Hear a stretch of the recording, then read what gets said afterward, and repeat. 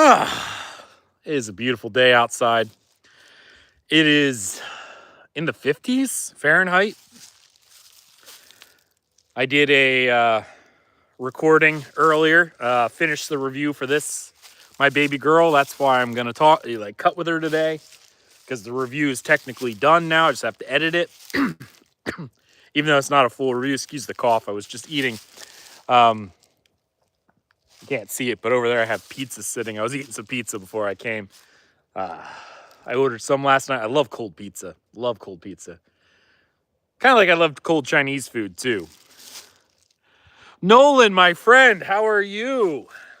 Good to see you here again, buddy.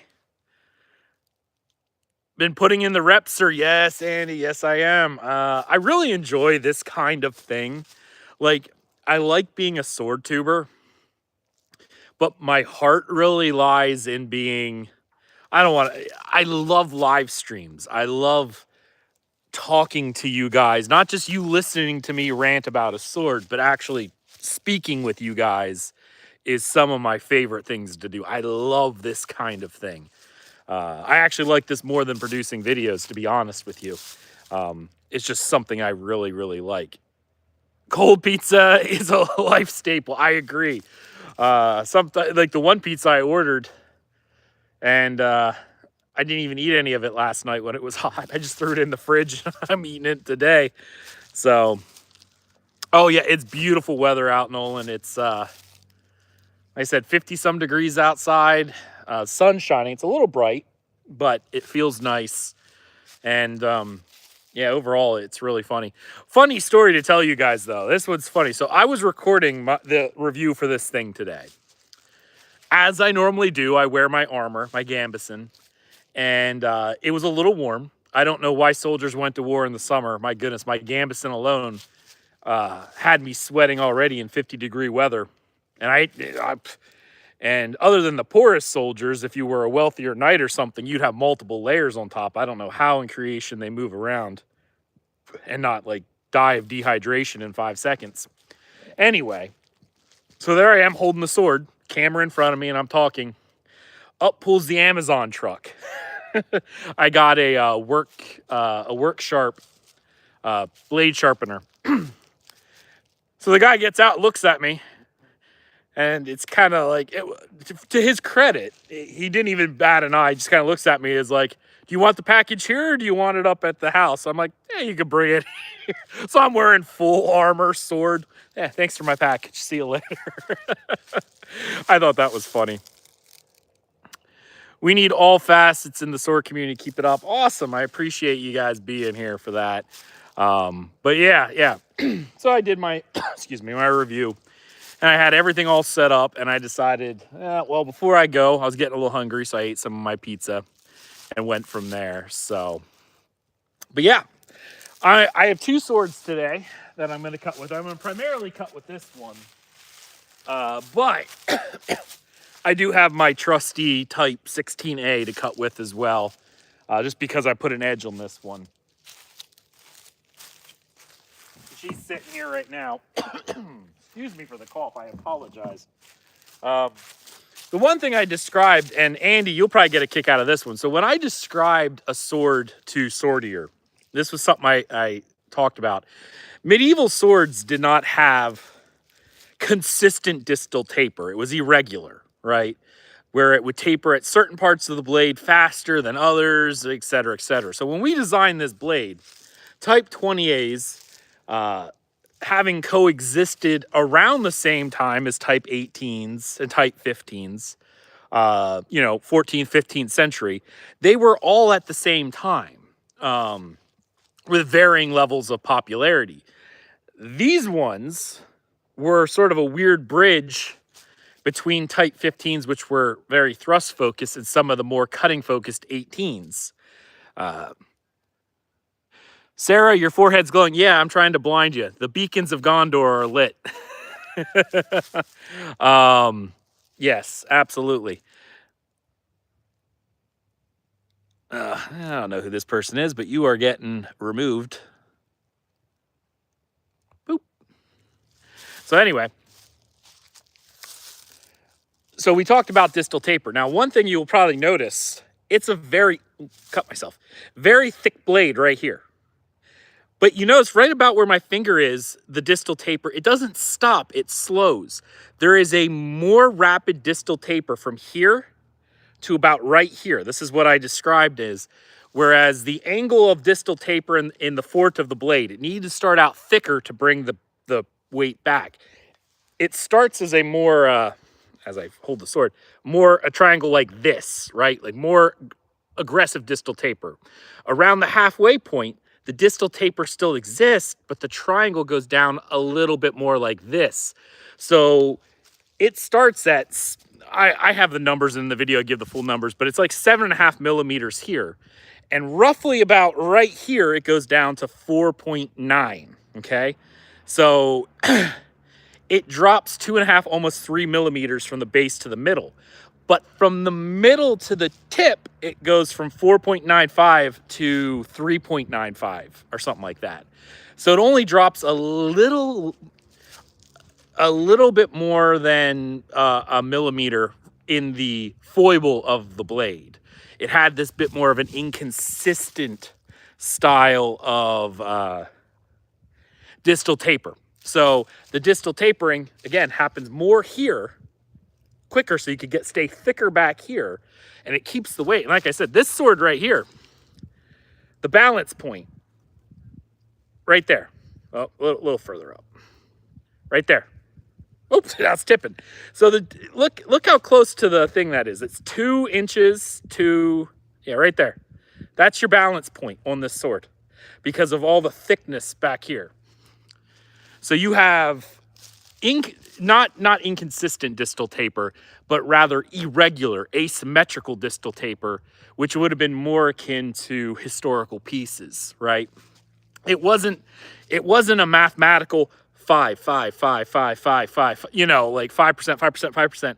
That's a modern thing that we do with modern swords. But historical swords tended to fluctuate the distal taper a little bit to keep the metal where they wanted it to be, and allowing it to start really thick back here and then aggressively have distal taper through the fort to get it down to roughly where you want it to go, and then gradually taper out to the tip, allows for the foible of the blade, or for the strong of the blade, to have a lot of mass and bring your weight back while still allowing you a lot of point control on that tip. So that's kind of how I looked at doing this sword. Did I bore people? Chat all of a sudden just died. Where's the, oh, there it is. Yep, chat just froze up on me, or died on me. Actually, oh, I was listening. Okay, you could still hear me though. Audio's good. That was one thing I didn't check. Good. The one thing I will say right about this sword that I'm not overly happy with, which is, it's not bad.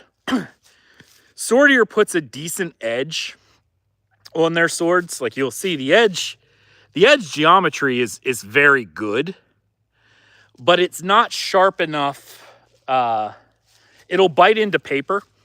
At least this one out of the box, it'll bite into paper, but it doesn't shear through paper like it should. I shouldn't say like it should. That's not accurate. This would have been perfectly acceptable to go to war with because the edge is acute enough that you could cut, right? But not so fine that it would chip easily. This would have been a war edge, definitely a war edge. But for cutters, they want more of an edge. The geometry's there, and you could put it on there. Like, you wouldn't even need to do much. Maybe a strop would do it. And if not a strop, then maybe a light grit stone would get this to paper cutting, hair popping sharp. The other thing to note, one of the things I designed with this sword in particular was this was meant to be a war sword and a cut and thrust. All right, 20As were not super thin. So the edge geometry, especially even out here, they kept the diamond the way it should be. because these swords were hexagonal into diamond cross section. So it's hexagonal right here. This is not a flattened diamond. This is hexagonal. It's actually flat right through right where this is. It's flat. This is hexagonal. And then it transitions at the end into a diamond for thrusting. The diamond was kept purposefully a bit thicker. It's a flattened diamond, but it is a bit thicker. So it's not a cutter the way an 18C would be a cutter because of how thin that profile is, but it's definitely thicker, meant to actually, you know, take some. This is a strong cutter. It should be designed that way. Yeah, a war edge starting as a razor would be, yeah, exactly. You would go from a straight edge to a serrated edge very, very quickly. So yeah. All right, I'm gonna do a cut with this and we'll see how it goes.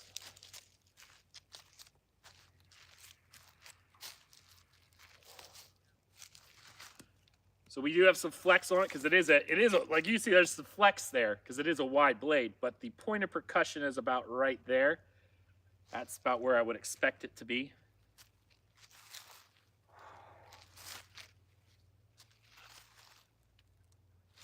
Oh, I guess I should move this. Ugh.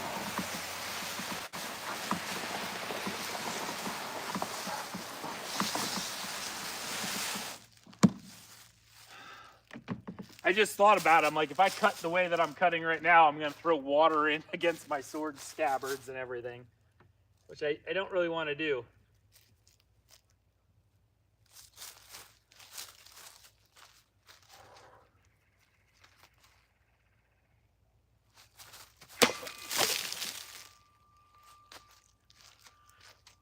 I don't know if you guys can hear that, but she sings.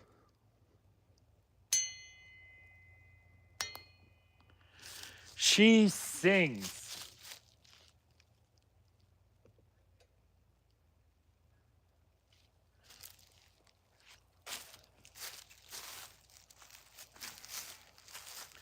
Yeah, and the cut wasn't bad. The actual edge was okay. It looks like, I don't want to say it tore, but I think I changed my edge angle. It actually looks like it cut fairly decently.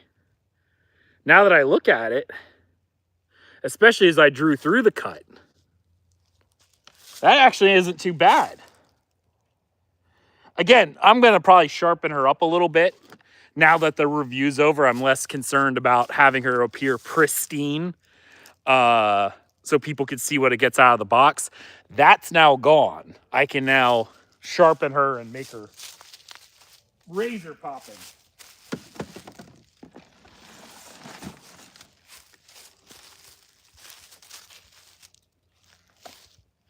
Again, this is something I wanted to show you guys too. I don't know if you'll be able to see it. But look at that tip. That's a reinforced tip.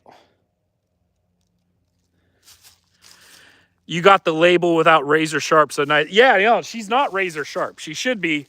And she has the edge angle to be, but she's not. So, and she has an 11-inch from here to here is 11 inches. 10 inches if you only go to here. If you're a close grip guy, I'm not. I'm a far grip guy, and this is easy to grab onto. So it's very easy with this type of pummel to get blade acceleration.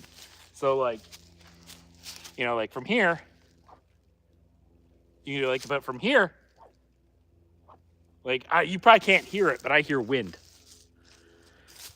So yeah, she's not bad.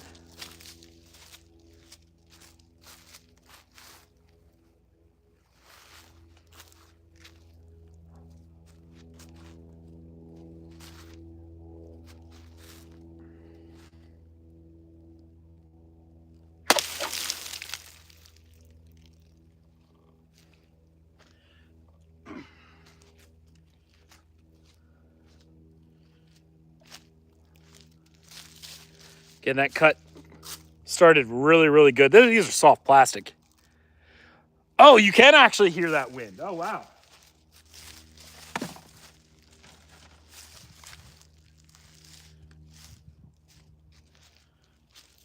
That's cool. Let's see. View message. Old Blue has 12-inch total with pummel. Yeah, she does. She has some leverage. And it's very easy, especially if you hold here, to get that tip speed. Curious if I could zwerk out with her. And then it'll be okay.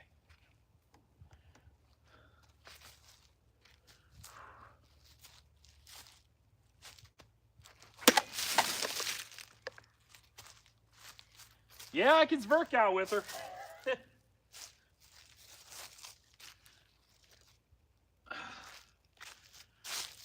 Again, she needs a bit more edge to her, but she does cut really well.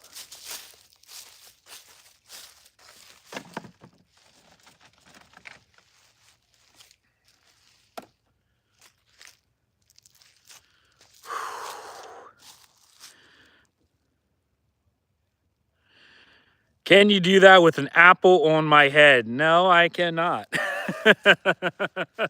That would be dangerous. Don't ever do that. Those are sword fail videos that you don't want to see. You should never put a sword towards someone if you don't intend to cut them, regardless. So if anyone ever tells you, here, cut this in my hand, no, don't. That's stupid. Because no matter how good of a swordsman you are, you can have your bad days and miss. There's actually a bunch of sword fail videos on YouTube you can watch of people going, hey, cut this in my mouth or something, and cut off the guy's nose or something like that. So yeah, definitely don't do that.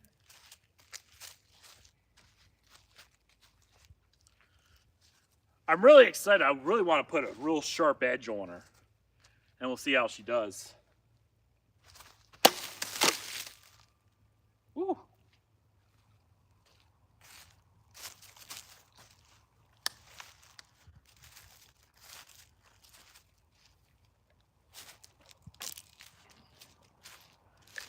That was not a bad cut at all.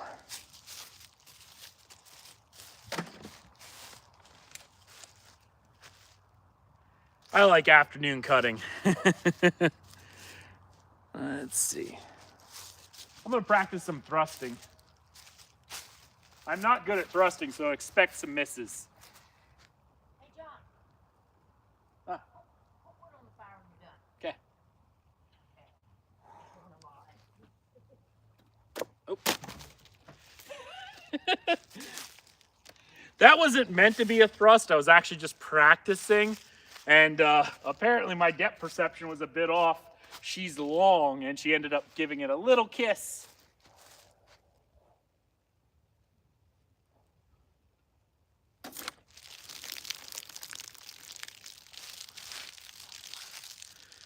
Yeah.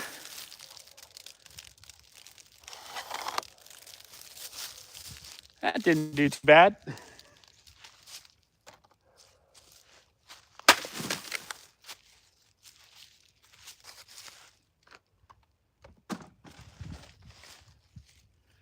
I wonder if I can do...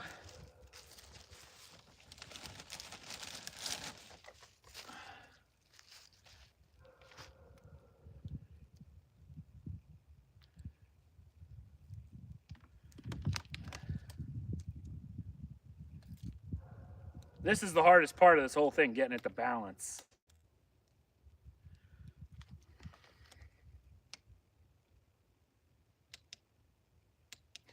Of course, I'm not going to be able to do it. Watch.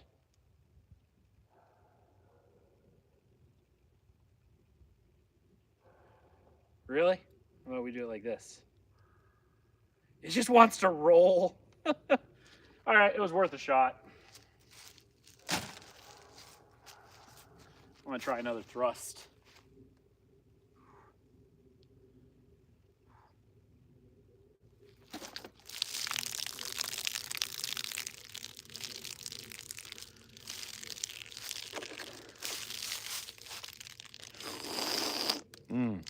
Tasty.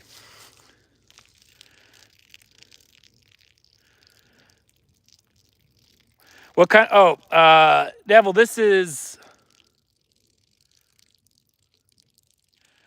I'm dual screening, guys, so if my chatting gets in your way, no, you're good, man. Chat away. That's awesome. This is a Sortier SWMZ 1013, and as David pointed out, this is a sword that I worked with Sortier on designing. I designed the blade to help them because I wanted a Type 20A reproduction I could get. So I helped them, gave them kind of like tips on how to do distal tapering and what the design should look like for a more historical. So this is a Type 20A SWMZ 1013. Now this is the fittings they chose, which I like because they are Germanic fittings. This same blade they are now using on 3 different models. So Sortier has 5 swords that are considered Type 20 and Type 20A. And 3 of the 5 designs use my blade on it. So that's the 1013, the 1017, and the 1019. All use this particular blade. So I'm finally getting to cut with her, and I'm having a lot of fun with it.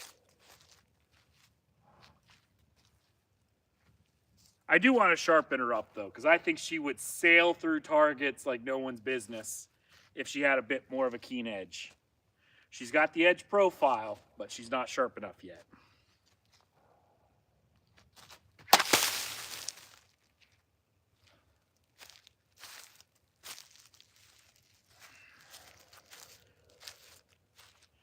Not too bad, but the whole bottle blew apart. One of the issues I have is these bottles in particular are easy to blow apart. So I'm going to switch swords real quick.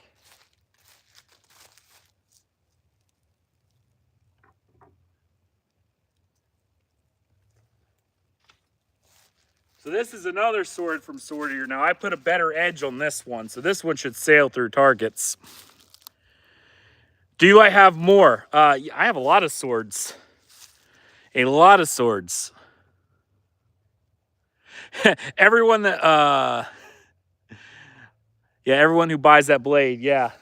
Well, if you watch any of the videos from Sortier they do on YouTube, they do talk about it as, yeah, this was a sword that was done in collaboration with this channel, which is very nice of Alex to do.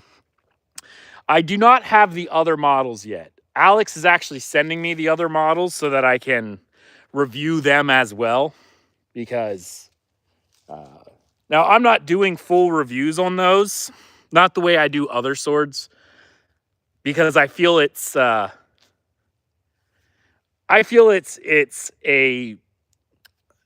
conflict of interest, because I had a hand in designing the blade. I don't want to score my own blades, like giving them, oh yeah, this is a 4 out of 5 or whatever. I don't like that. It feels icky. I'll do videos on them talking about, the sword and how it came out. But one of the things I'm going to do is anytime a sword tuber reviews it, I'm going to take that review and put it in a linked comment or in the description of the video so you can go see those reviews. Someone who doesn't have a hand in it. I think that's the fair way of doing it, Oh, yeah, absolutely, David. Yeah, thank you for saying that. Yeah, if you guys have questions or anything, by all means, I love talking to the sword community about that. Roy, hi.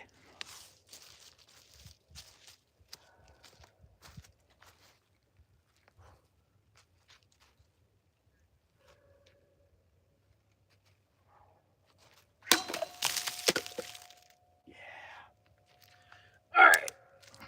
Ooh, she sings too. So this is how it should cut. Be fair, these are weaker plastic bottles, so they do smash a bit more. But it was definitely a pretty clean cut. Now, actually, now that I look at it, she's doing about as good as the one I just sharpened, because these are pretty weak bottles. Only swords? No, I have a boar spear. I have bows, a boar spear. That's it. Swords are my main area of interest. How many swords do I have, says Rob? As of right now, as of right now. 24. 2 of them are feathers, though, so I don't know if that really counts. So we'll say 22 live blades, 2 feathers, and 2 wall hangers. I didn't even count them. They're stainless steel wall hangers. I have them just because I love Lord of the Rings, okay? I wouldn't cut with them or anything, but they're there. And the reason why I laughed about that is because technically I have a Valiant Armory A-Trim collaboration Talbot coming. I have another Mercenary from Albion coming. I have a Viceroy from Albion coming.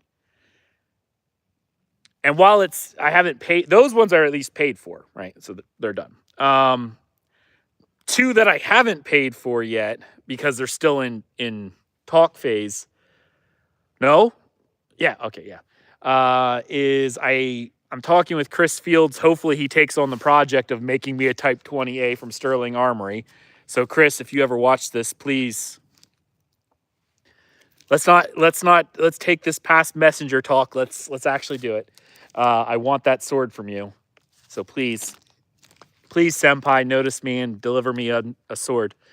And then I also am talking with Sonny Suttles, and this was like a year, almost 2 years ago now, to do a custom sword from Valiant Armory. So he has the specs of what I wanted done, but it's like a 3-year wait time for that. So, so yeah, that's where I'm at. So what if I get those? That's another 5 swords, so I'd be up to like 29, I think. Game of Thrones, yeah, I'm gonna make a throne out of all my swords. Week, I have 40 plus. Fair. If only Santa was real. Sword Santa. Yeah, Sword Santa. Please, Sword Santa, bring me some more swords. Yeah. Someone once asked me, how many swords is too many swords? And someone's like, well, when you run out of room. I'm like, no, that just means you need to buy a bigger place to store swords. It doesn't mean you have too many swords.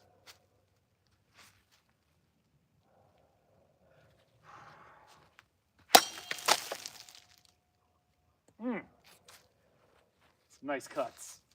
All right, I'm going to go back to my 20A. Obviously, that 16A is lighter. But in terms of balance, again, they both have really good balance. I think the other one's lighter. Well, objectively, it's lighter. It doesn't have as complex hilt. Blade's not as robust. It's thinner. And it does a really good job cutting. But these bottles are kind of smashing apart because they're just cheap water bottles that really, really thin plastic. So,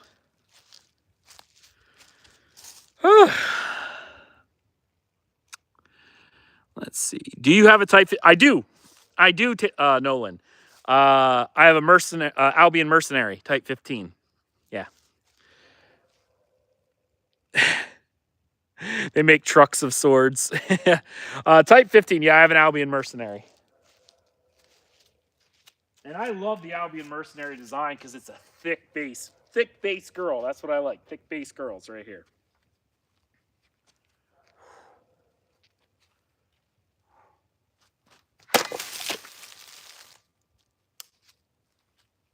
Not bad. Not bad at all. Cut kind of low on that target, though. Lower than I would have wanted.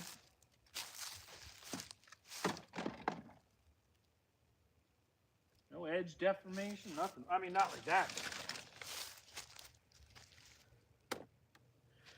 Yeah. Favors probably Black Prince. Okay, yeah, I see what you're saying, the Black Prince. I don't like wheel pummels, but yeah, it makes sense. My favorite is fishtail. Hold on. My favorite is a specific fishtail pummel, similar to. Honestly, this one is actually a really good fishtail. This style of fishtail pummel right here is the one I like. It also fits with the Castilian, has roughly the same shape. I like it because it has a shape that reminds you of a scent stopper in the way that it catches your hand if you like to ride on the pommel. But because a fishtail is a little flatter, you can slide your hand down onto it like a scent stopper, but you can feel the flat edges so you know which way your blade's aligned. So it's the English style of fishtail pummels I like. I don't like some of the more innate ones where they're all pointy. I like it rounded on the top, almost like a scent stopper that got shaved off like this. That's what I like. But yeah, that's where I sit with this. But otherwise, if I can't get that very, very specific type of fishtail, I like scent stopper pummels. So I like one kind of fishtail, and otherwise I like scent stopper or these more rounded pummels. So that's kind of where I'm at with those.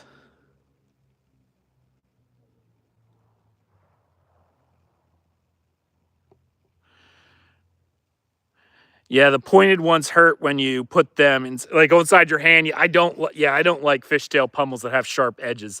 That's why it's like, do you like fishtails? They are both my favorite and least favorite pummel, and it really depends on how they're shaped. They can either be insanely comfortable and help with edge alignment, or be terrible and I don't like them on there. I'm extreme with fishtails. I either love them more than any other pummel in existence, or I hate them more than any other. And it's no happy ground. Scent stoppers, I just love. Like very few of them do I not like. Wheel pummels are kind of like the opposite end of like fishtails, or like if you did a scale of 1 to 100, you have a very specific shape of fishtail at 100 and all the rest of them at 0. Whereas, if you're looking at scent stopper pummels, they're either 50 to 75, like that middle range, and wheel pummels are that 25 to 50 range. They fill out the middle. All right, let's practice some more thrust. I do like this sword for thrusting because it's really easy to get the point where you want it to go. Like that.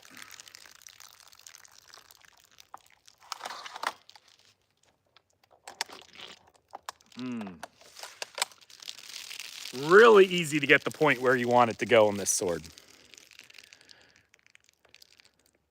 Yeah, see, wheel pummels can look nice. They do look nice.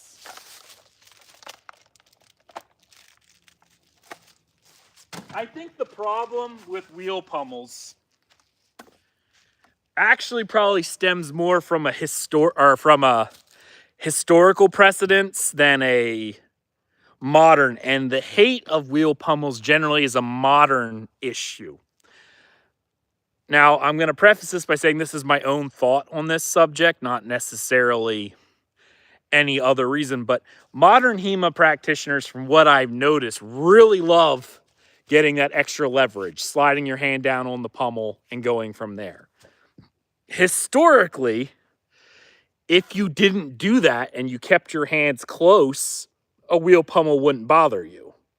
But because we have a modern tendency of wanting to slide down on top of it, I think that kind of fuels the modern hatred of wheel pummels as a whole. And that's a modern sport problem versus necessarily a historical issue. Wheel pummels, I feel like, would be great in battle because they could bash extremely well. Yeah, I mean, yeah. If you're going to do a mortal strike or something like that, yeah. Though, to be fair, if I were going to do a mortal strike, I think hitting with the quillions would probably be where I'd be aiming. That more force put in a smaller point is more pressure, right? Just physics. The more energy concentrated on a smaller point actually delivers more lethal damage than on a larger point. But, I mean, again, if you're fighting like this and someone comes up to you, bash them like that, you could. Kayansama, this looks like the Witcher silver sword. Well, that actually is really cool. It wasn't intended to be that way, but ooh, I like when the sun catches it. Ooh, ooh. But no, this is the sword of your SWM Z1013. So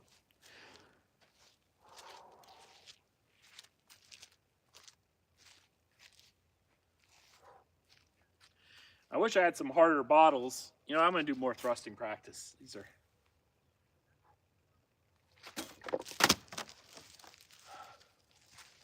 I missed. Oh, no, I didn't miss that one. I thought I missed it.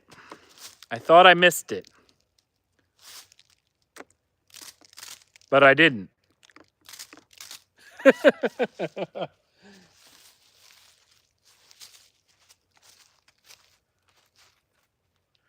Yeah, it rolled down, and I'm like, oh man, I must have just knocked it off the side. Well, I did. I was off to the side a little bit, but it was enough to pierce in.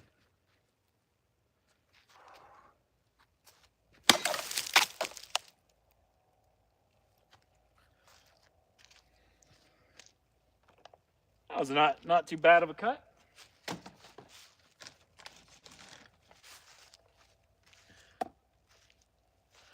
Ooh, the sunlight. Oh, there we go. Now I can see. Many wheel pommel have that point for bashing rate. Oh, you mean like the peen block? Oh yeah, no, she's sharp, all right. And when I designed her, I don't know if you'll be able to see this, but this is a thick point. This is not a needle point. It's actually reinforced, as you can see right here. If I slide my fingers up, see how she's not super thin. She's actually reinforced, so that way if you were doing something like half sorting and really trying to get that point where you wanted to, as you can see right there, you could thrust. So like Nolan, like what you're saying, she's got a reinforced point as a Type 20A. Not quite as robust as a 15A, but she's got a reinforced point. You could get her where you wanted to go.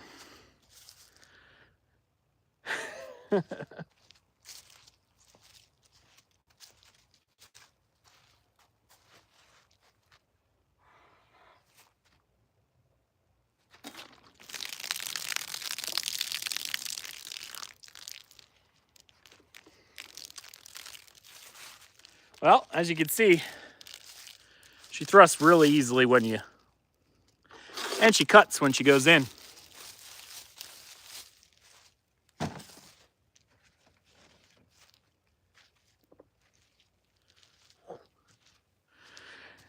Imagine if you had a Witcher sword, huh? Well, here you go, right here. This would be more of a steel sword, I think. Though she does have a point that does make her really easy to get where you want. That's the thing I think I love most about it, is where the point of balance is. It is really easy to redirect and get that point where you want it to go.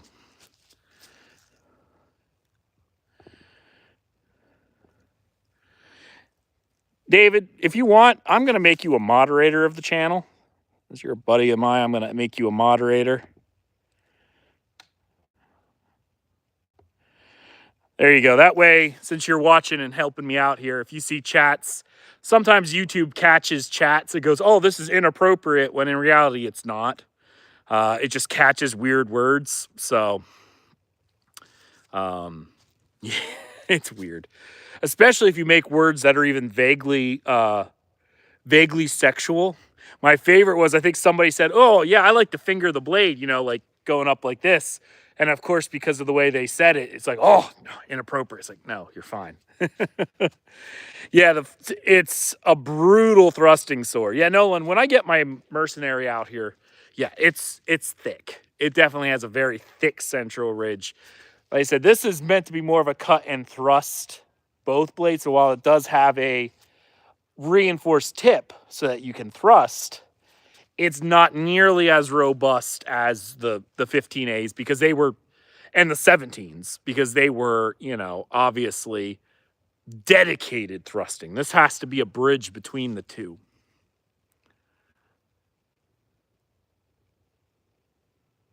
Yeah. Oh, yeah. No, the tip is sharp enough and is designed in such a way. It's an acute tip. It's not a needle tip.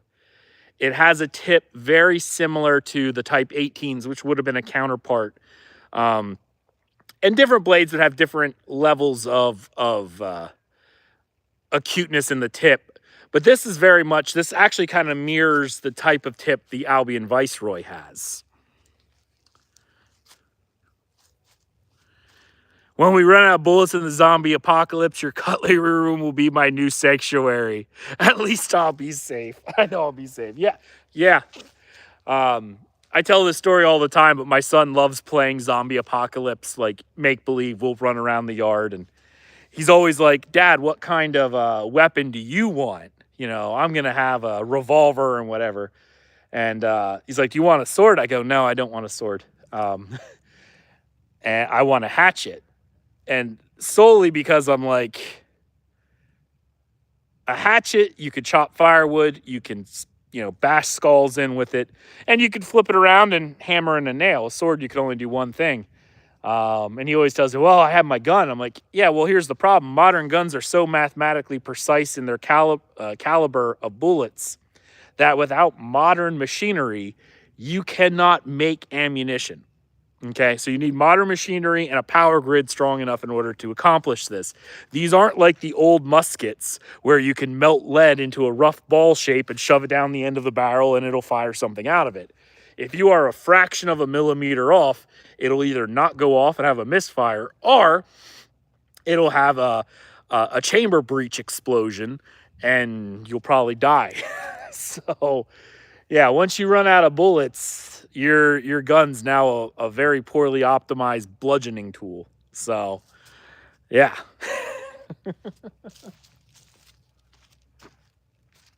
It's funny because I'm really enjoying thrusting with this sword because it's really easy to get the tip where I want it to go.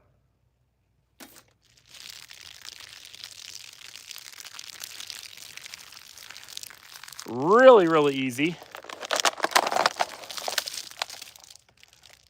to get that tip where I want it to go.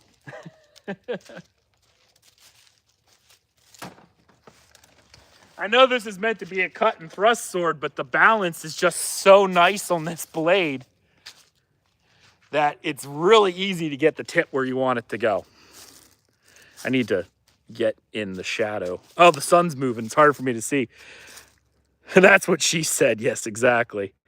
It's nice when you get the tip where you need it to be. Problem is, this bottle's getting a little bit more than the tip. I promised just the tip, but it gets a little bit more.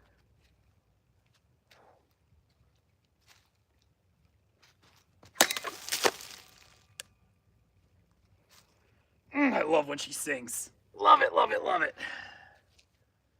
That was actually not a bad cut, especially on these bottles.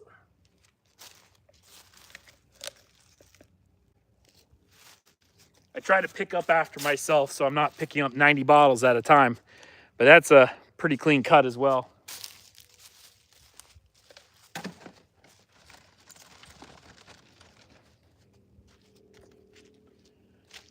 Stay. Whew. There we go. All right. Now David's a moderator. Good. I'm still going katana around 28 inches with 1095 differentially hardened. Tough, easy to maintain. Tough. Oh, the blade's tough. Strong steel. Easy to maintain and repair. Plus hammer. Oh, yeah. The contempt something. Hi, sorry. Can't really see your message because the sun has moved in such a way that when I get close to this, it's hard to read the chat. I'm doing the best I can here. All right, let's switch over to this sword, my Type XXa I.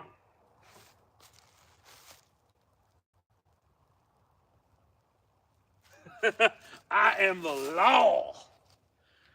Well, it helps to have a moderator, especially if someone's in the chat and is willing to help. Because the problem with live streaming, generally speaking, generally speaking, you guys have all been fantastic, right? Like the sword community is amazing. But every once in a while, you'll get a random person in here who just spouts some troll nonsense and then, leaves. So it's nice to have someone to get rid of that stuff. It doesn't happen often, but it does. It happens.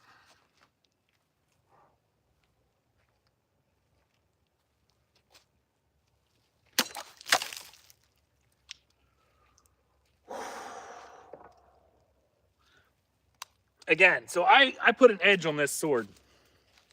So that was an insanely clean cut. That was a good cut. That was a real good cut. That's the way I want my 20A to cut. But she definitely needs a more edge. Now, I put a really sharp razor edge on this one. So this one's expected. Now, out of the box, this one cut only slightly better than my 20A. But you'll also notice the edge angle is considerably thinner. Especially this top half, this cutting edge. There's no reinforced point, as you can see. Right here, this goes down. The point's very, very thin. It has a flattened diamond, but it has a very flattened diamond. Hey, David. Hi. Do you have any expertise or input on scythe weapon and its effectiveness? I do not.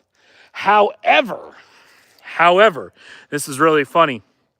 I posted a meme in my HEMA Academy that I attend for a type of mace, and we actually found a Germanic, 15th century Germanic fighting manual from, I think it was Mayer, M-A-I-R, or something like that, that actually does have scythe fighting techniques in it.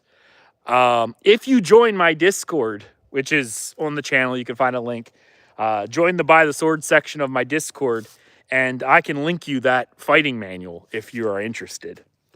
So there is a 15th century German fighting manual that did a bunch of weird weapons, including scythes. But yeah, if you join my Discord, I'll get you that manual.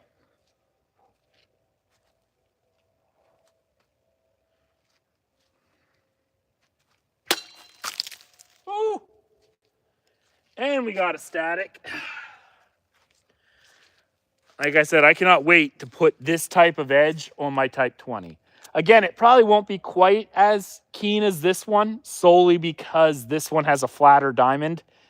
This is more cut focused. That one's more of a all over the place. It can both cut and thrust very, very well. I wouldn't feel bad thrusting with that sword into a lot of targets. Good water, though.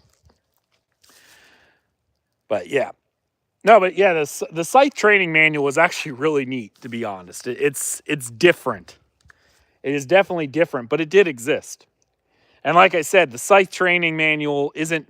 A lot of times when you see scythes and things like that, you tend to think about like kama from Japanese. But there were fighting manuals in Europe that dealt with more peasant-like weapons, like a scythe, that actually had a fighting system attached to it.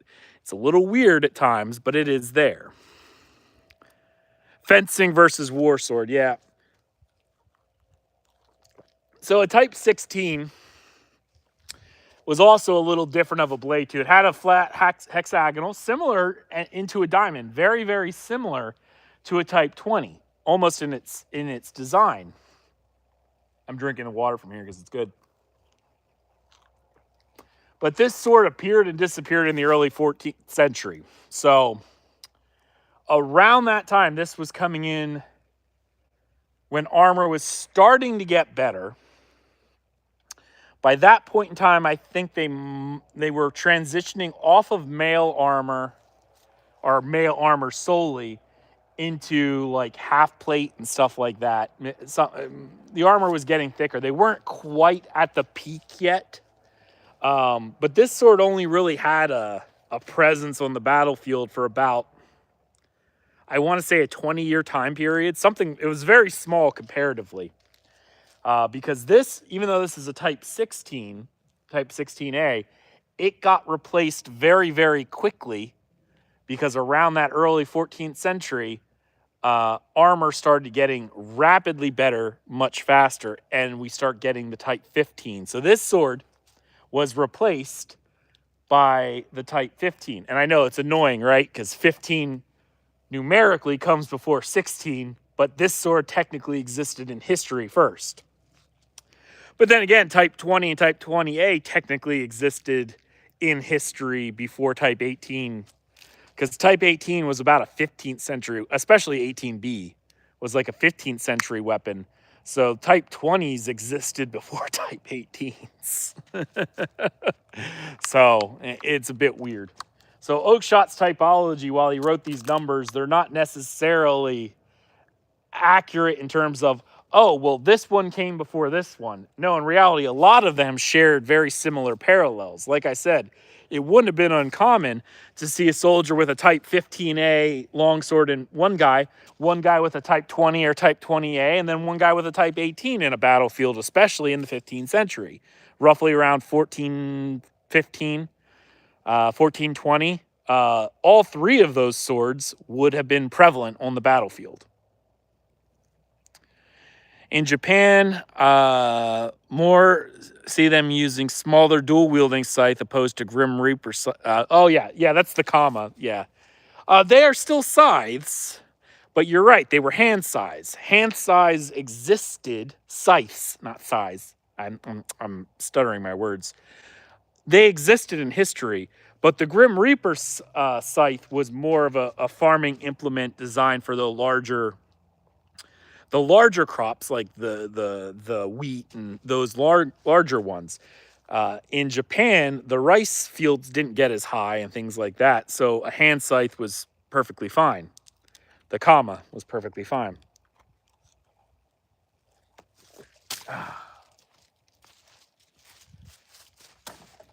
But hand scythes also existed in Europe. Ones that were small enough for a single hand, not the giant ones, but yeah. Grass cutter for real, exactly, yeah. Those things existed for smaller crops as well. I know this is overly exaggerated. You wouldn't really do this in a fighting, but it was just fun to do. But yeah, she cuts so well. I'm going to try that with my 20.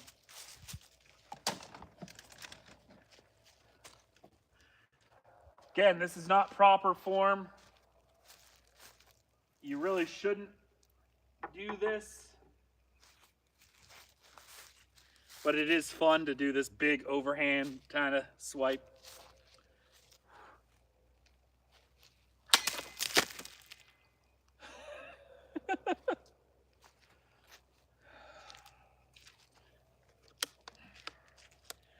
I say that, and then look how clean of a cut that it does.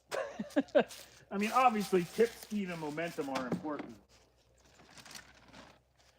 Tip speed and momentum mean a lot. Being able to control that tip and really get that, you don't have so much engine in your arms, but this hand controlling that, you can get a lot of tip speed. That's more of a draw and cut. Yeah. Yeah. I'm going to try a zero distance cut. I really don't think it's going to work because it's not sharp enough. Yeah.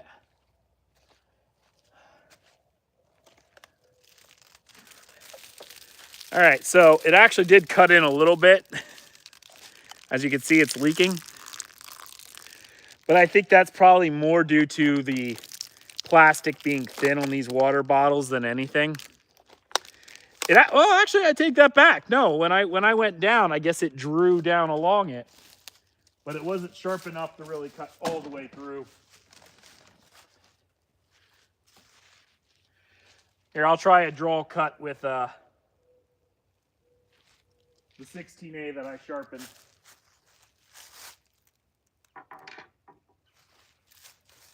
Or rather, a zero distance cut.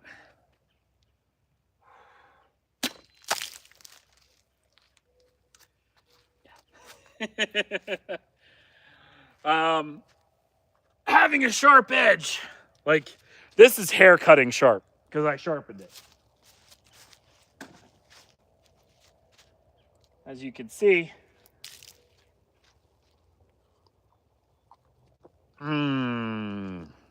this could not have done that out of the box. This could definitely not have done that out of the box, but I did put an edge on it. Like a few days ago, I did a live stream where I sat outside in the cold with a 600 and 1,000 grit whetstone and sat there and was sharpening this guy.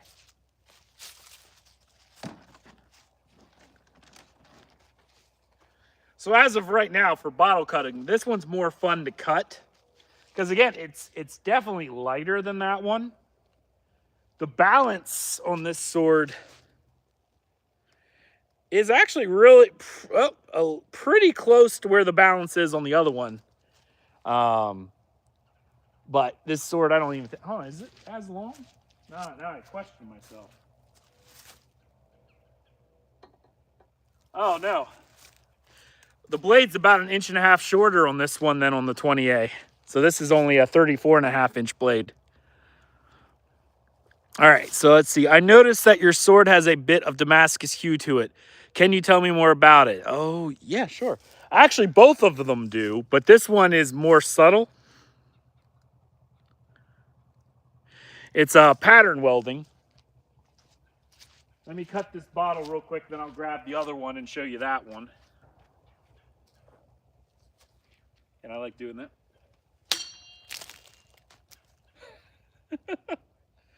Dang.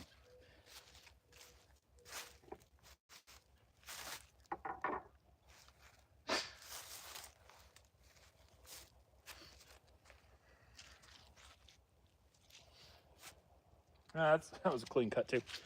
I had blow my nose there. All right, so definitely correct. So yeah, this one has a far more.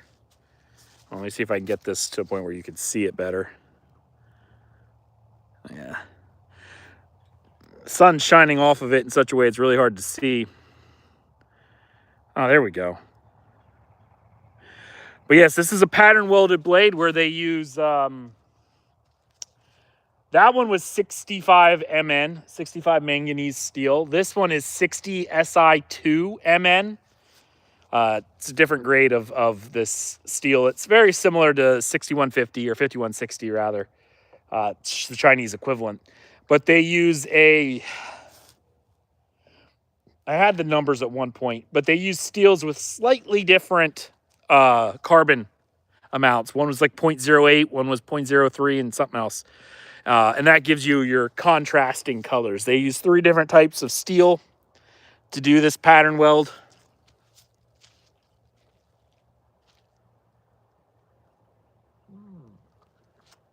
You know,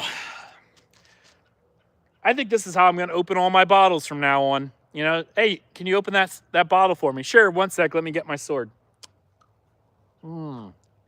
Yes, yes.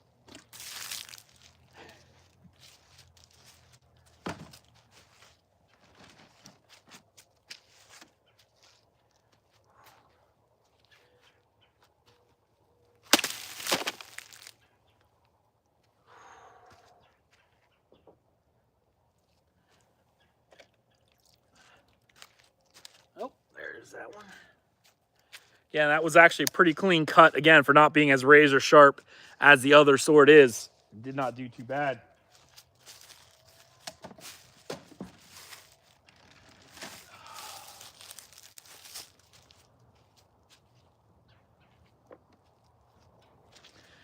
But yeah, by default, most of the Swordier swords do not come with pattern welded steel on it. This one was done for me specifically at my request as part of a custom commission because I helped design this sword. The 1017 model comes with it by default, but they also changed some of the fittings to make it a bit more ornate.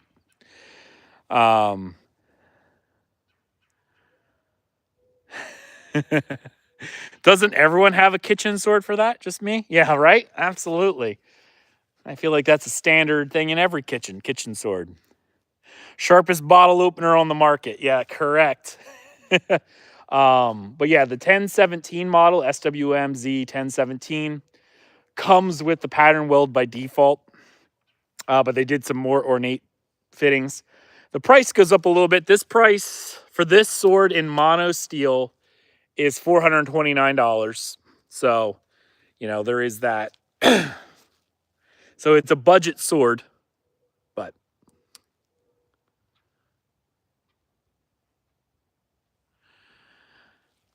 silence and violence. You have 2K to buy a longsword that will be your only longsword for the rest of your life. What do you do?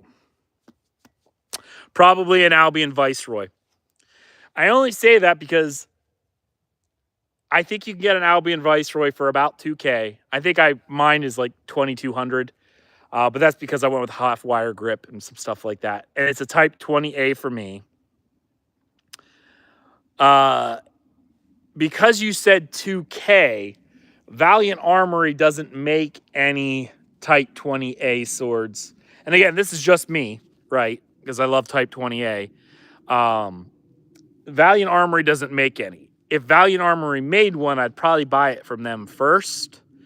They would make it for me custom, but it would probably go over 2K for that. So that's kind of where I would sit, right? Like where I would sit on that with only 2K, I'd probably go with an Albion Viceroy, which I already did. Yeah, I bought that. I'm just waiting for it to get here. Game of Thrones. Yeah, something like that. Why is XXA your jam? I'm in a rare position to have a little more money than time to research. Sure. So the reason why I like 20A, there's a couple reasons. First off, I like the appearance. That triple fuller, from an aesthetic point of view, I find the triple fullers on a 20A to just be beautiful. And sometimes if they do the ricasso side where it's down here, I also like that. This allows them to start with a much thicker blade and does bring the point of balance really far back on these swords. It's about right here. Actually, it's less than 2 inches to get to a point of balance because of how thick you can make the sword back here, and those triple fullers really spread that out. So that's why. So aesthetically, I like that. 20A I like because 20A was a cut and thrust. So Type 20 was a slashing only type of sword. Very thick blade. Same triple fuller, so it's beautiful, but the tip was more rounded, and it used either a lenticular blade geometry, was really good for slashing. The Type 20A used a hexagonal cross section, so it had this like flattened section for here, brought a lot of weight, and often would transition into a diamond to allow for thrusting. And again, with this 20A, they do have a bit more because it's thrusting center. It's got a bit more of a reinforced point. That's why I like 20As. That's why I like them. Hey, Armored, how are you? So that's my jam. They're not the best cutter in the world. Type 20s and Type 18Cs would probably hold that distinction for the best cutter, because Type 18Cs have a very wide blade, similar to, actually thicker than this. They often start at over 2.5 inches. This is only 2 inches at the base. But they're very thin, very, very thin, but it allows them to go right through targets. But being very thin also means that they're easy to damage, unfortunately. That thinner edge allows for greater cuts, but it obviously has a bit less of an edge. Now, with that said, what's really, really funny is in modern sport HEMA, the Albion Principe is often known as the king of all cutting blades. It's an 18C, super wide. They call it a cheat code for cutting. One thing most people don't really know is that, well, actually, a couple people have been using 20As from Sterling Armory. Sterling Armory is coming up. But if you can't get a Sterling Armory blade, the other sword that is almost, again, the parallel of the 18C, I just thought of this. Isn't it funny how modern life and sport mirrors history? Whereas we have the 18C in modern cutting competitions, but a lot of people, as an equivalent and an alternative to using the 18C, have been using the Albion Viceroy as an alternative to using the Albion Principe, the 18C. They use the 20A Albion Viceroy as the cutting of choice. So a lot of people are doing that. I mean, there's also some A-trim ones in there, but in the Albion field, a lot of people have noted that the Viceroy is probably the best cutter in the Albion catalog next to the Principe. So it's a little bit of both. Yes, exactly. For me, I think the aesthetics of a 20A are just chef's kiss. And I get aesthetics are personal preference. You might not have the same aesthetic taste as I do, but for me, the aesthetics, I find this triple fuller design to be gorgeous. And the 20A is a cut and thrust, so therefore it does both things really, really well. Barring considerations for aesthetics, if performance was the only issue, what would be the best threat? Yeah, Albion Viceroy, what I just said earlier, Albion Viceroy. Obviously, there have always been give and take and preferences, but overall compromise longsword, yeah, Albion Viceroy, which is a 20A. I know it's weird, but it's true. Again, assuming, you know, the Albion Viceroy is expensive, but if you look at it, it's a beautiful cutting blade and a beautiful thrusting blade. So, yeah, I mean, a lot of the cutting swords, like Angus Trim, really only does 18 style blades. Every once in a while, he'll do 16. He does 16 again, and 16A blades are similar to what I have over there. 16A have a very similar profile to 20A, to be honest, which is probably why I like it so much, just without the triple fullers. So there's a. I'm receiving a Euro sword from Nerdy Metal Dude today. Hasn't arrived yet. Look forward to unboxing. First cut. Armored, I cannot wait to see that, man. I cannot wait to see that. Silence, if you use Discord, jump in our Discord. My Buy the Sword Discord channel. We have a sword chat where we talk about swords all the time. So, yeah. Was looking at Albion, but I'm a little bit of a slog learning all the different types and comparing various Albion models and specs. Yeah, if you want a cutter, I actually hear the Albion, hold on, Albion, oh, now it's going to bother me. It's not Regent. It's essentially a Type 20, not Type 20, Type 13. I'll think of it after the live stream. It's going to bother me, but it's a different style blade. Again, it's a great sword of war, which, again, Type 20 and Type 20A kind of mirror that kind of sword. But, yeah, that was another good one, and I cannot remember it for the life of me. It was some weird type. The Count. Now, was it the Count? I don't think it was the Count. I don't know. Somebody look up the Albion stuff for me and throw out some names. Good cut and thrust. I honestly, man, if you were going to spend the money on an Albion and you want a cut and thrust sword, just while you're here, if you have multiple monitors, look at the Albion Viceroy and tell me that doesn't look like a beautiful cut and thrust sword. Like, the tip is very acute for thrusting.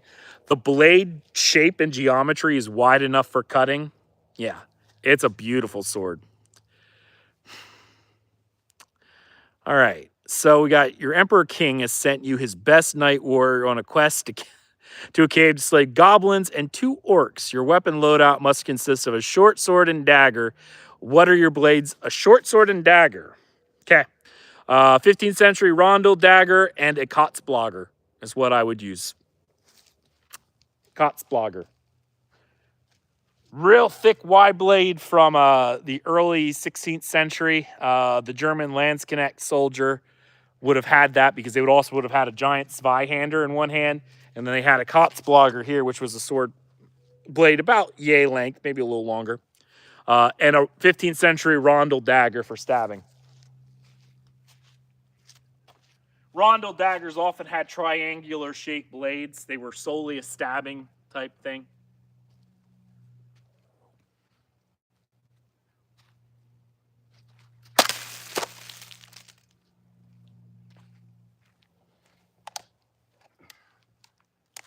Whew. Yeah, that was not a too terrible cut. Nice angle anyway.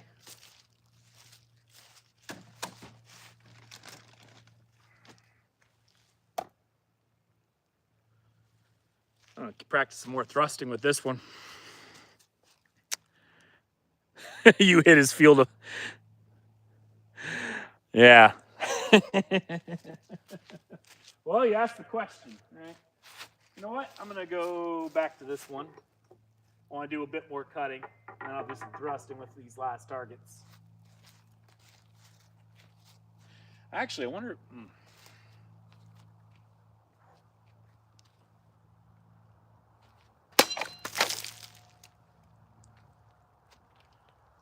I love that sound.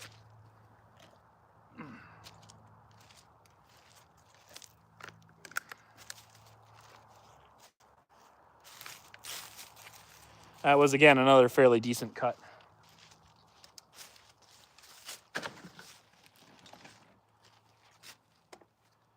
All right, I'm going to switch back to this sword. All right, I'm going to try an ascending cut.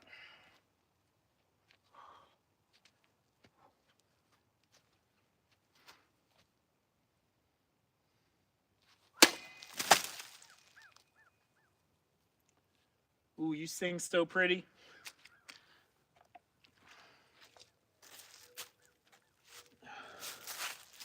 That cut hit in a nice angle.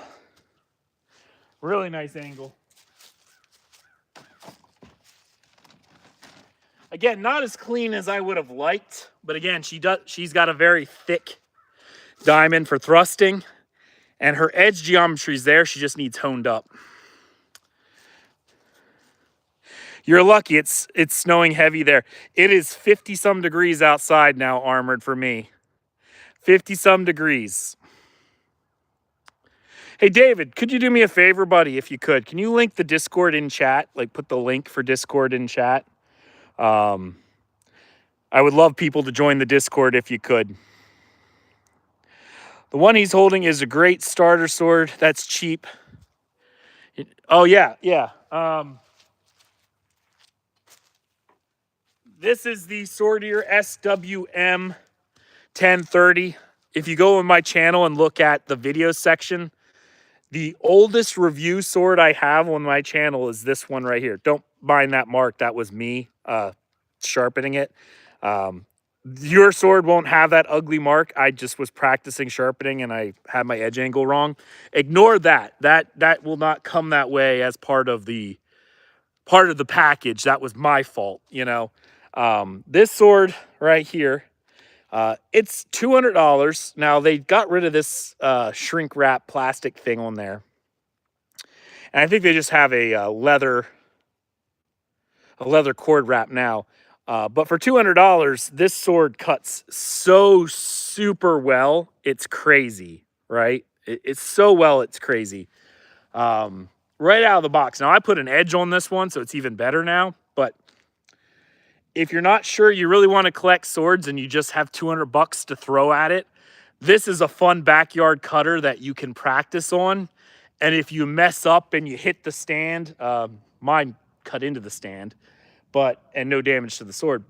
But it's a sword that you can practice with and not worrying about damaging an expensive piece while you're learning, because it's $200. If it falls apart, oh well, you know. Now, I don't mean to sound cavalier. I guess I should say that. For some people, $200 means a lot. Okay, I'm not trying to talk down to anyone and go, oh, you always make a big deal. I can barely afford $200. I'm not saying that. Please don't look at it like, oh, he's talking down for $200. What I'm saying is, compared to a $2,000 sword, $200 is a drop in the bucket. and you would feel a lot less bad if you damaged a $200 sword while you were learning versus a a $2,000 sword, right? Like that's kind of what I mean is if you're everyone's financial is different. So if $200 is the best you can get, by all means, that's a good sword. I wouldn't complain about that sword sitting over there for $200. I love it. I still cut with it. I'm just trying to put it in perspective to what other swords cost. And to be frank, I will say this, like $200 is very cheap for a sword. But if you can't afford a $200 sword, and I don't mean to sound elitist about it, but you don't want to go much cheaper than that. There are some that are cheaper than that, but for safety reasons, you probably don't want to go much cheaper than that.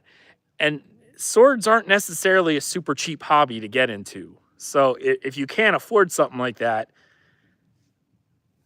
I don't know if swords would be a good hobby to get into because they're not overly cheap. Not compared to something else, So it's all perspective, I guess. I want to say that out there, so that way no one gets upset. Like, oh, that's not what I'm referring to. I'm just trying to put it in perspective. Hopefully, no one got offended. I didn't mean to offend anyone.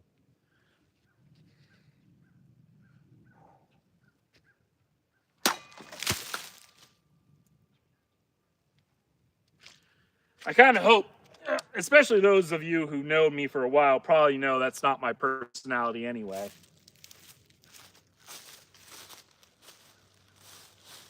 But for any new people, I don't want them to think that I didn't. That was not too bad of a cut right there. Where are you? I'm moving there. Pennsylvania, Armored.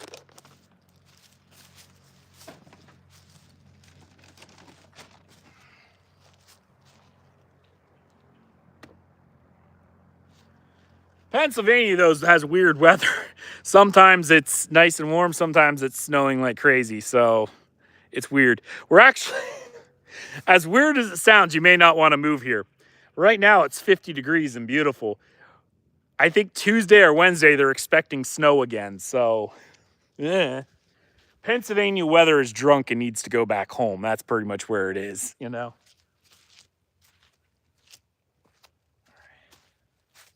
what? I'll do another thrust like this. These ones are fun.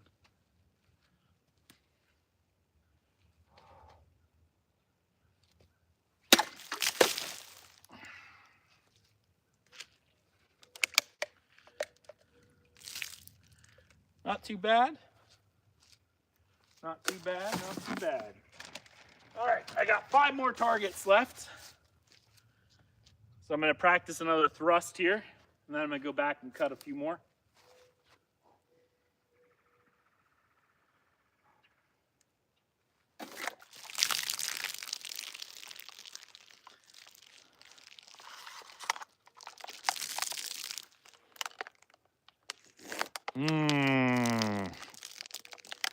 This is a fun thruster. I have a lot of fun thrusting with this target, or this sword. Really, really fun thruster. I'm going to wipe some of the water off here.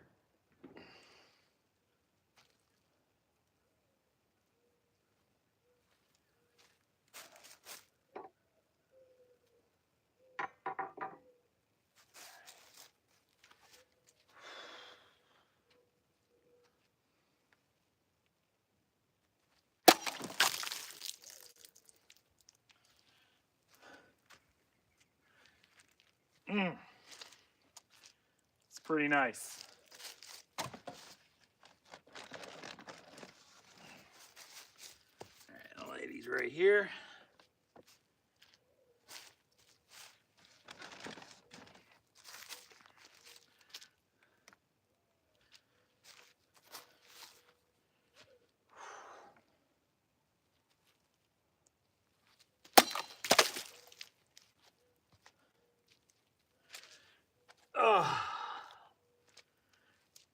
Oh, that's a nice clean cut.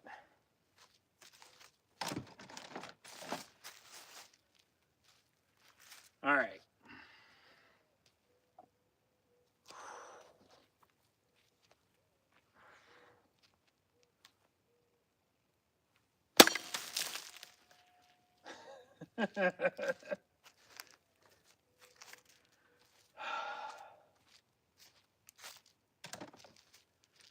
Guess I gotta take another drink.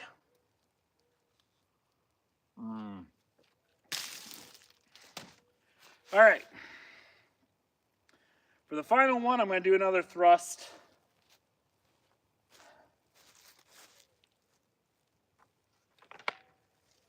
Then I'll spend some time talking to you guys if you're talkative. But I'm about out of targets anyway.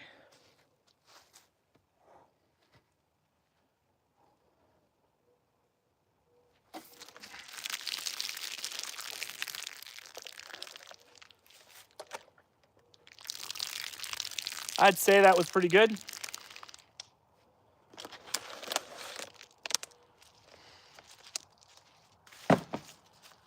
Whew. All right, I'm going to adjust this so I can actually speak to you guys and not so much sun in my face. Yeah, right like that. There we go. Oh, now we're crooked. Whatever. All right, I'm in Wisconsin. They say if you don't like weather, wait 5 minutes. Yeah, it feels like Pennsylvania too, to be honest.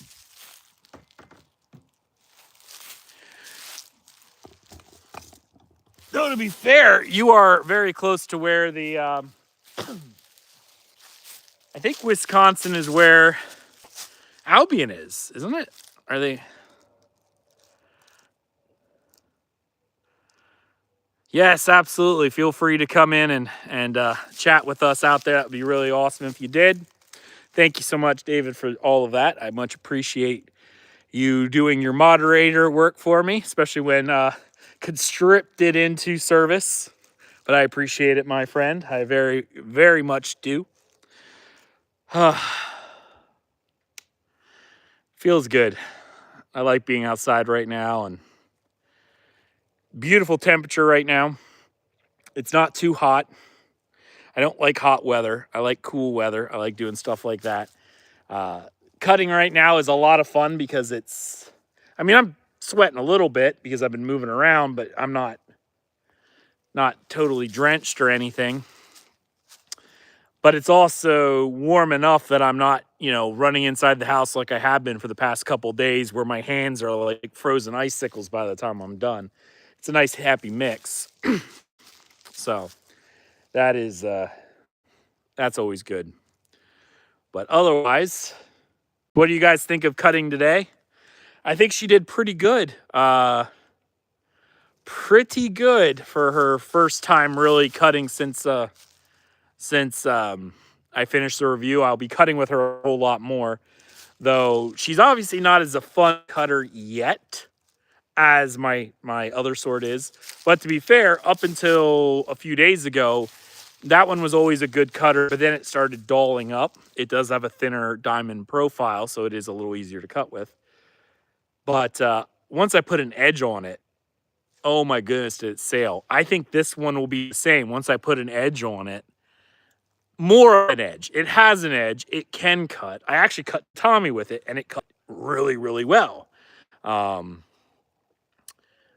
Not as well as some swords. Obviously, has a thicker diamond, but again, the thrusting on this sword is a lot of fun too. So if you do more thrust-oriented HEMA sports, this one would be a lot of fun for you to do because controlling that point is incredibly simple. Incredibly simple. You could get this point exactly where you want it to go. It's very, very easy with this sword. Not sure. I'm still figuring out Discord maybe in the future. Oh, you're already in the Discord. You're already there, buddy. You're already there. I just got to get you figuring that out so you can chat with us. I'm learning too, Armored. Yeah. No, he's already in our Discord channel. He already is. It's just, I understand it. It's new, so it's a little different. But I know David's been in there, and we've been having a lot of fun in there. There's several other sword tubers in there, and a lot of sword enthusiasts. So we talk swords a lot, just having fun, showing off what swords we have, giving feedback to each other when we need it and stuff like that. So It's a lot of fun. A lot of fun. I'm an old guy, not tech savvy at all. It's all right. All good, buddy. All good. I'm way older. uh, Somebody left a comment on one of my first videos because I talked about the peas cod belly on armor and how it was a terrible fashion statement. And someone made a comment which I thought was funny. They're like, "Well, your protruding belly came for free." I was like, "Excuse me, no, it didn't. You know how much food I had to buy to get this? It was expensive." I thought it was funny. I thought it was funny. Way funny. Because it's true. I do need to lose some weight, but it's ever since the stroke that I had, I've been having really bad back pain. Really bad back pain. I shouldn't say really bad. There's people who suffer way worse than me. I need to be grateful. And I am, because honestly, from the stroke, it was very minimal compared to what it could have been. So I'm very thankful. Very thankful. God spared me from really a lot of damage. And I'm learning to deal with like the slight blindness in the right eye. Lost about half that vision, but they put me on some medicine to help control blood pressure and stuff like that, because that's a problem. And I've had terrible back pain, at least in my experience. I'm sure there's other people who've had worse, but it's a constant. Sitting down is terrible. I can't sit for very long. It hurts. But my back doesn't hurt at all when I'm out here cutting swords. Like, I feel so good when I'm cutting with my swords. It's fantastic. Like this moving around that I'm doing here, I have no problem with this. There is zero pain when I have a sword in my hand. So best medicine for me is a sword. To be honest, it's weird, but it's true. I don't feel any pain. Now, when I go into edit, it's going to be excruciating. But right now, I feel fantastic. So when I have a sword in my hand, I feel good. I feel good.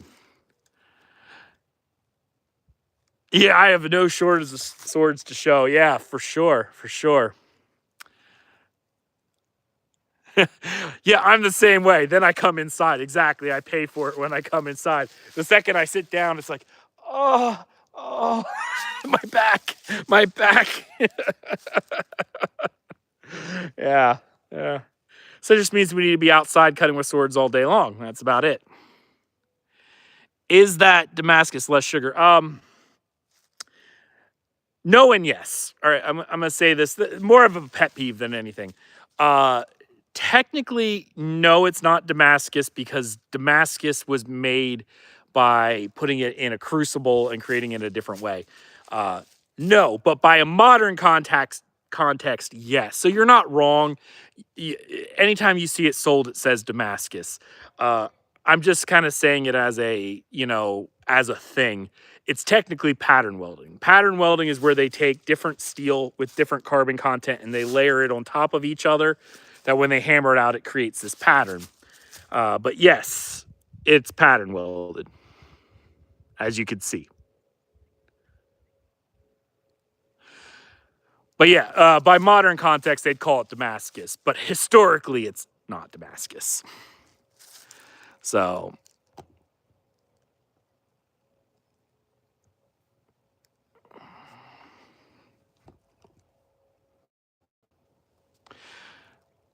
but yep. Loud metal helps. Mostly katana. Yeah, for sure. But yeah. So yeah, less sugar, yes. Technically, if you were searching for it on a site, it would say Damascus, but it's not. So it's a good steel. Yes, it's a good steel. It's modern. It's a modern steel. This is made of 60 SI2 MN, or is S2 whatever. It is a very good steel. It's a Chinese steel that's very equivalent to like 5160. So it's a good steel. It's a very good steel. And obviously, I've cut with it a good bit. The other sword, which is made of 65 MN, which is an equivalent steel, I've cut into the stand more times than I can count. I even broke the plane on my last stand by cutting through it with the other sword. And there's no damage to the sword at all. So it's a very, very good steel. Very, very good steel. It is equivalent to what a lot of the other sword producers do. One issue with 65 MN and 60 SI2 MN is it's a very tough steel. It's not a tool steel the way Japanese tool steels are. It's like a tool steel because they use it a lot in like machine parts for like gears and stuff because it's very wear resistant. So that's good. One of the issues that I have with it though is it does tend to lose its sharpness. It doesn't hold an edge as well. So you'll have to probably put an edge on it more often after and you have to do that with all sword steels. Just to preface this, there's no sword steel that stays sharp forever if you use it. It doesn't. This one would probably just need to be stropped more often than something else would, you know. So yeah, that's kind of the way to look at it. So it's a very tough steel. It's a very tough steel. It's just if you put a razor edge on it and you cut a bunch of targets, you probably are going to have to strop it. Yeah, no, it's a troll, David. Like I told you, there's random trolls that show up. It doesn't happen often, but it does. You don't let it get to you, but you just deal with it. Anytime you do a live stream, people will scroll through and they'll say something stupid and then disappear. It happens. No big deal. You won't get away with it. Won't get away from it. And they don't normally get away with it because YouTube's pretty good about catching that kind of stuff. But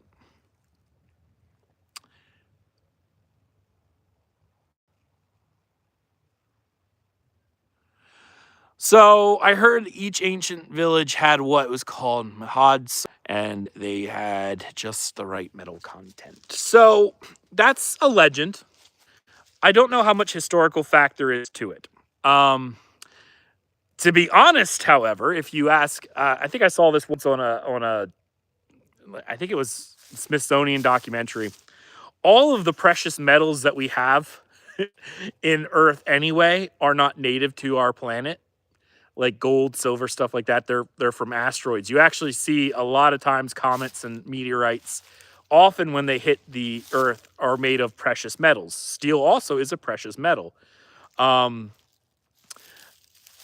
What makes steel good, though? Because steel is just iron. It is just iron. What makes steel is carbon. When carbon is infused into the steel or into the iron, it makes steel. And while a good knife and sword steel is often called high carbon steel, do you want to guess how much carbon is actually in the iron? It's called high carbon steel, but it's less than 1% is carbon in the steel for high carbon steel. Once it goes over 1%, it actually is what it becomes what we colloquially call pig iron. Because too much carbon makes the sword too soft, makes the steel too soft. Do Japanese swords stay sharp longer?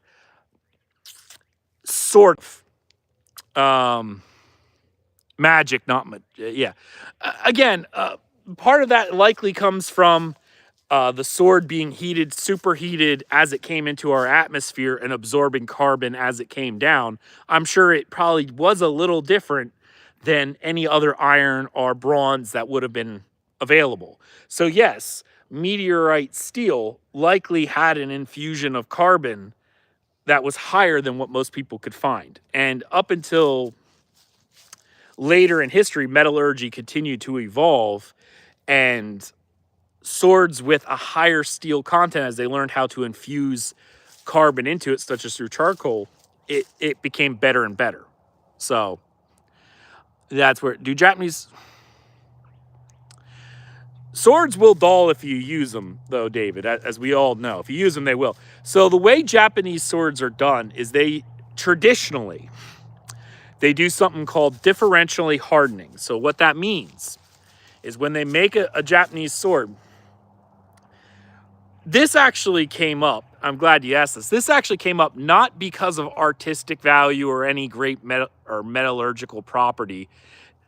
Differentially hardened steel is not as good as a pure mono steel. It's just not. Mathematically, it is not. Okay. But Japan, being an island, didn't necessarily have great access to high quality iron. They had what was known as iron sand. So it was sand mixed with iron. So what they would do is they would take this and put it in a giant bloom furnace. I don't remember the Japanese term for it, but it doesn't really matter. And they would heat this iron sand up inside this bloom. And when it came out, they'd have a lump of steel. Okay. And not all of it was steel, but they had the carbon in it.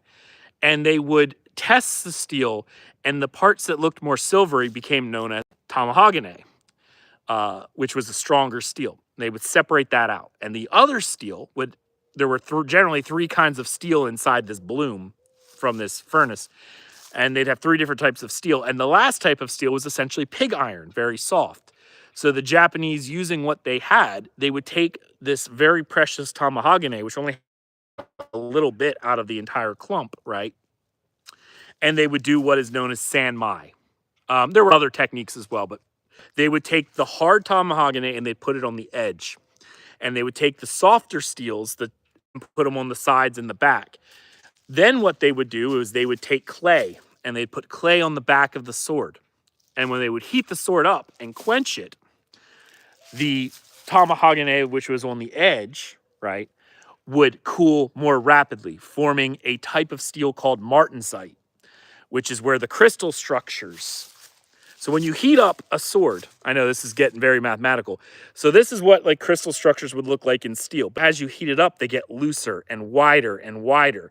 This is when it's red hot. But when you rapidly quench the sword, the diamond, the crystalline structure in the sword snaps back together really, really tight. So when they would do that, the edge would become insanely hard. But because the clay insulated the back edge, it would cool slower. So instead of snapping back together really tight like the front edge, the back edge would get together a bit looser, allowing it to be more ductile and more shock absorbing. So when you have a differentially hardened sword, Japanese swords can be very, very sharp on the one edge. Okay, they can get it to a very hard, what's known as Rockwell edge hardness, right? Whereas the back absorbs shock. So when you strike, it's softer and absorbs the shock. So Japanese swords can hold their edge longer because their Rockwell's harder, but they're also more keen to chipping. This Rockwell hardness, because it's a spring steel blade, you can't do that with a Japanese differentially hardened sword. If you do, it'll stay bent. It does allow you to, I guess, have a sword that has a softer Rockwell hardness. I think this is like 50, 52, maybe 54. So it's a softer edge, but it does allow for that spring. Whew. All right, so to catch up on all that. Sword won't dull. All right, yes, you get dull sitting in a good environment. They won't. Yeah, if you don't use it, they won't. Sorry, doing multiple things. Yo, how much should I? I'm not going to scream as loud as I can. I don't need gifts or anything like that. Appreciate it, though. Deal on his behalf. Thank you, David. Thank you for making that deal on my behalf. I think Japanese swords are overrated. The Viking sword had good Scandinavian steel for a reasonable price.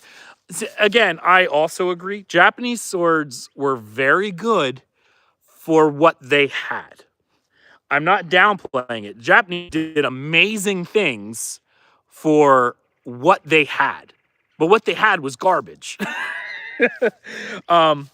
Again, no disrespect for their Smiths. They did amazing with what they had. They worked with what they had and did amazing stuff with it. The problem with Japanese swords is most people don't know you can, if you bend a differentially hardened sword, it'll stay that way. Most don't. Most are influenced by modern pop culture like Kill Bill, anime, where you have swords that cut through space and time. A Japanese sword didn't do that. It did not. It absolutely did not. Oh man, hey, nice. Anyway, nice contact. Hey, I appreciate the sub, even if I didn't scream as loud as I could. Let me know the theory. Sure. Yeah, that is better than a gift. I like when people sit here and watch and do stuff like that.